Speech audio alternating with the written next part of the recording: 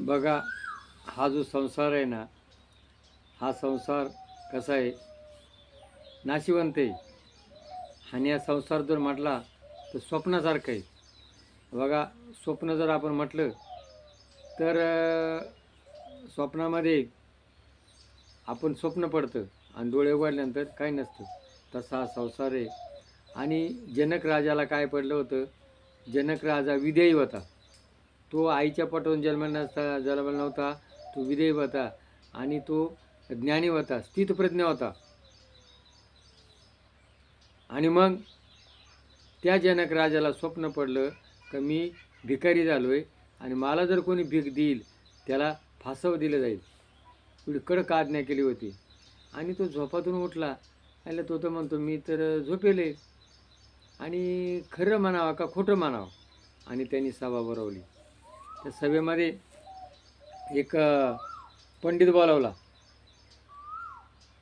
आणि त्या पंडिताला विचारलं, हे खरं का ते खरं. कोणालाच काय उत्तर देता येईना. आणि मग त्या पंडिताचा मुलगा उठला घरी आणि आईला म्हणतो पप्पा कुठे गेले. म्हण ते सभेमध्ये गेले. आणि सभेमध्ये गेल्यानंतर त्यांच्या प्रश्नाचं उत्तर द्यायचं आहे राजाच्या. मी देऊ का म्हणा उत्तर. तू जर मला आज्ञा दिली तर मी त्याचं उत्तर देईल. आणि मग त्यांनी काय केलं, तो निघाला. पण तो कसा होता, 8 ठिकाणी वाकडा होता. आणि तो 8 ठिकाणी वाकडा का झाला, तो ज्या वेळेला आईच्या गर्भामध्ये होता त्यावेळेला बापाला काहीतरी प्रश्न विचारला आणि त्यांनी गर्भातून त्या प्रश्नाचं उत्तर दिलं. आणि ज्या वेळेला बापाला मुलगा शिकवतो त्यावेळेला बापाला अपमान वाटतो. बाप काय म्हणतो, मी तुझा बाप आहे, तू मला शिकू नको. आणि त्याने आईच्या त्या बाईच्या लात मारली आणि त्या गर्भात लागल्यामुळं तो किती 8 ठिकाणी वाकडा झाला. आणि तो ज्या वेळेला बाहेर आला, बघा, चाणक्य, अष्टवक्र, श्रीकृष्ण भगवान, विदुर असे तत्वज्ञानी होते.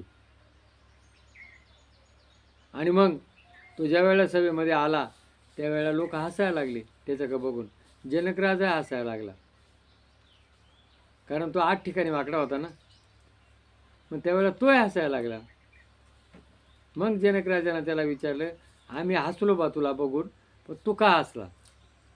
म्हण मला असं वाटलं का बुवा ही जी इथं जमलेले लोक आहेत जनक राजा दरबारामध्ये कोणीतरी पंडित असतील.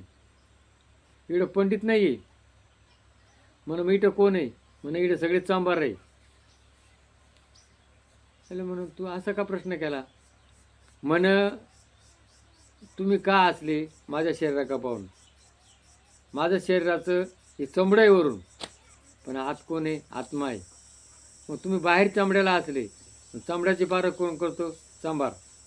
आणि मग तुम्ही माझी पारख केली, चामड्याची केली, पण माझ्यापाशी काय ज्ञान आहे तुम्ही बघितलं का. पण तेव्हा जनक राजा घबरायला. आणि मग त्याने प्रश्न विचारला, हे खरं का ते खरं. म्हणे हे खरं ते खरं. हे पंडित महाराज काय बोलतोय म्हणा, हा खरं गोष्ट आहे. स्वप्न पडलं ते खरं आणि जागृत दिसतं ते खरं. आणि मग त्याच्या सगळ्या प्रश्नाचे उत्तर अष्टवक्राने दिला. म्हणून अष्टवक्र गीता ही आहे ती आपल्या मोबाईलमध्ये आपण वाचा.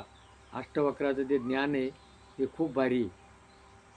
म्हणजे जीवनामध्ये माणसांना कोणाची कुचेष्टा करू नये.